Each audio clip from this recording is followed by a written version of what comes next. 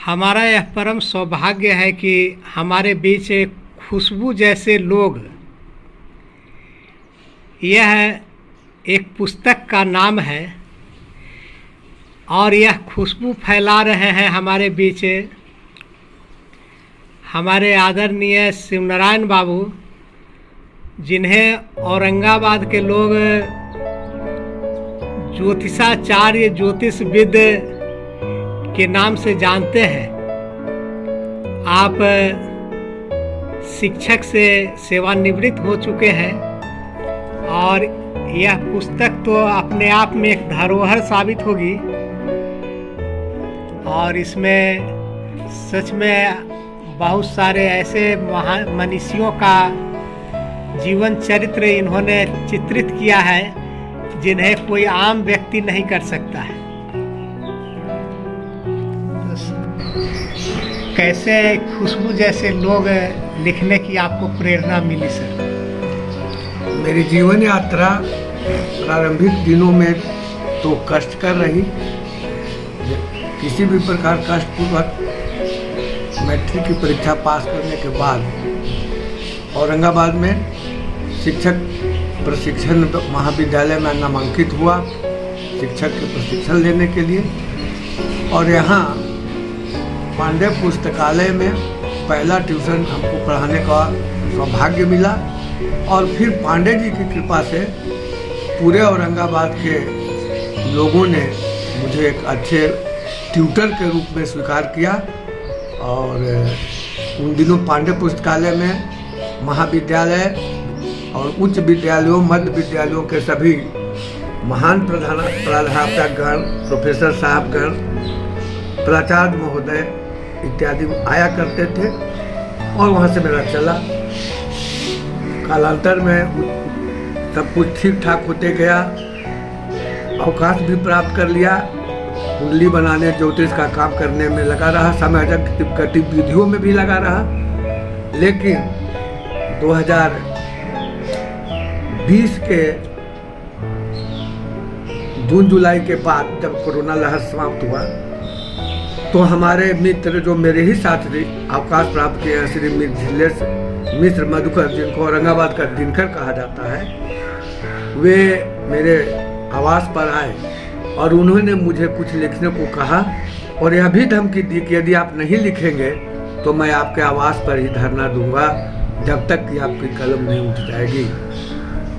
अब मैं दुविधा में पड़ गया कि क्या लिखूं। कविता लिखने की न आदत है, न रुचि है, न कला है, लेख क्या लिखूं। तो मैंने सोचा कि मेरी प्रारंभिक दिनों से आज तक जिन लोगों ने सहयोग करके मुझे यहाँ तक पहुँचाया, इस स्थल पर लाया और हर कदम कदम पर आवश्यकता अनुसार सहयोग देते रहे, तो क्यों नहीं उन लोगों के बारे में ही लिखा जाए। तो मैंने उन्हीं लोगों के बारे में अपने संस्मरण के साथ जोड़ते हुए उनको लिखा और इस ऐसे लोगों में 63 लोग मुझे औरंगाबाद में मिले। पुनः यह बात भी मेरे विचार में आई कि उन महापुरुषों ने, जिन लोगों ने औरंगाबाद को बनाया, सजाया, संवारा, अब आज की पीढ़ी से ओझल होते जा रहे हैं। उनके मानस पटल पर उनका नाम मात्र है, कुछ भी विशेष जानकारी नहीं रह गई है और कहीं इतिहास के पन्नों में भी दर्ज नहीं है। तो मैंने दूर जाकर उनके घर, उनके परिवार वालों से मिलकर, गांव जाकर तथ्य संकलन किए, चित्र संकलन किए और जो अभी शरीर हैं उनके साथ चित्र खिंचवाए भी। और मुझे खुशी हुई, यह हो रही है कि उन चित्रों के साथ उनकी बात, उनकी कृपा, उनकी खुशबू हम लोगों तक पहुंच रही है और यह खुशबू अब सबको मिले। जी सर, आज औरंगाबाद की आबादी लाखों करोड़ों हो चुकी है और इस लाखों करोड़ों लोगों तक आपकी खुशबू पहुंच रही है। आज आप सर परिचय के मोहताज नहीं हैं, तो यह हमारा सौभाग्य है, औरंगाबाद का सौभाग्य है कि आपने खुशबू जैसे लोग लिख करके अपनी खुशबू को जन जन तक पहुंचाया है। तो सर इसमें मुख्य रूप से कुछ लोगों के बारे में आप बतलाना चाहेंगे जिनके बारे में आपने इसमें लिखा है, 2-4 लोगों के बारे में? क्यों नहीं, 2-4 ही का, मैं तो 63 का बतला सकता हूँ। आपका सबसे पहला तो मैं अपने माता पिता का ही ऋणी हूँ, जिन्होंने कम से कम जन्म दे के पोस पाल के उतना तो जरूर बना दिया कि हम चल फिर सके और औरंगाबाद आए। फिर सबसे अधिक मैं ऋणी हूँ, या यूँ कहिए कि उनकी कृपा अधिक रही, जो मध्य विद्यालय प्राथमिक विद्यालय के शिक्षक थे, अभी जीवित हैं, आदरणीय मुंशी ठाकुर जी। उन्होंने मुझे औरंगाबाद लाया, उन्होंने मुझे पांडे पुस्तकालय में ट्यूशन पढ़वाने के लिए लगवाया, और जब तक मैं अपने लायक नहीं बना तब तक उन्होंने अपने साथ अपने डेरे में रखा और मेरा पूरा ख्याल रखा जी। जब मैं मैट्रिक पास होकर आने के बाद मैट्रिक का पढ़ाने लगा, आईए का भी पढ़ाने लगा, तो कुछ लोगों ने विद्यार्थियों से यह कहा कि आईए में तुम पढ़ते हो और तुम्हारा पढ़ाने वाला मैट्रिक पास है, ट्यूटर बदल लो।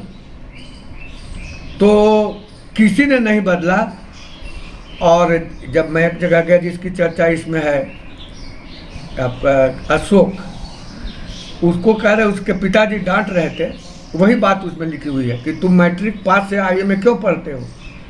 तो जब मैंने गेट पर उसके घर में प्रवेश करते समय ये बातें सुनी, तो मैं लौट कर सीधे सच्चिदानंद सिन्हा कॉलेज गया, वहाँ के बड़ा बाबू से मिला, और बड़ा बाबू ने मुझे कहा कि आप कल मैट्रिक का मार्कशीट लेकर के आइए, आपको प्राइवेट से करवा देते हैं। और मेरा रजिस्ट्रेशन करवा दिया। रजिस्ट्रेशन करवाने के बाद उस समय कॉलेज में टेस्ट भी देना पड़ता था, तो टेस्ट देने के लिए मैं फॉर्म भरने गए तो थोड़े मन में भाव आया कि देखे कैसे कॉलेज में पढ़ाई होती है। कॉलेज में तो मैं पढ़ा नहीं, तो जब पता लगाया कि इंटर की पढ़ाई कहाँ हो रही है, तो लोगों ने कहा कि रूम नंबर 3, हॉल नंबर 3 उस समय था, नीचे कार्यालय था, ऊपर से ना, अब तो वह बिल्डिंग सब ध्वस्त हो गई। वहीं पर डॉक्टर SP राय जी का क्लास था, वे आए, और आते के साथ उनकी आदत थी कि लड़कों से कुछ पूछते थे, कुछ शब्द पूछते थे, उसके स्पेलिंग पूछते थे, कुछ नरेशन ट्रांसलेशन हुआ जाता है। तो जब उनके सारे प्रश्नों का मैंने उत्तर दे दिया, तब उन्होंने कहा कि तुम कौन हो भाई। तो मैंने कहा कि I am not a bona fide student of this college, I am going to appear as a private candidate. और वो पूज्य गुरुदेव इतने प्रभावित हुए कि आजीवन मरते दम तक, जब उनके साथ अंतिम मिलन हुआ, उस दिन तक ये बात वो किसी न किसी से और कहीं भी जाते मेरा ये उदाहरण देते थे।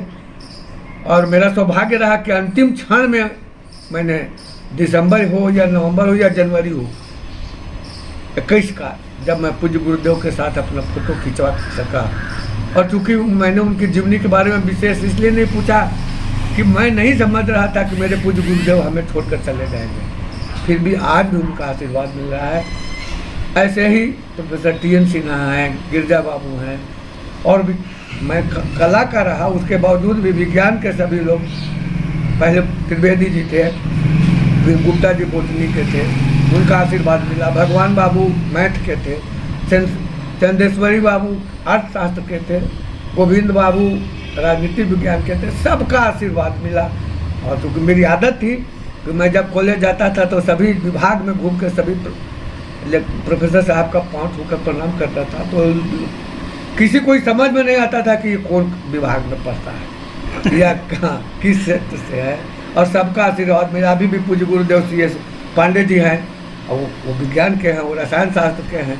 आज भी उनकी कृपा, उनके बारे में भी उनकी चर्चा की है, उनका आशीर्वाद अभी भी मिलता रहता है। अभी जब फेसबुक पर लिख रहा हूँ सब में उनका कमेंट आता रहता है। जी, ठीक है सर, बहुत बहुत धन्यवाद सर।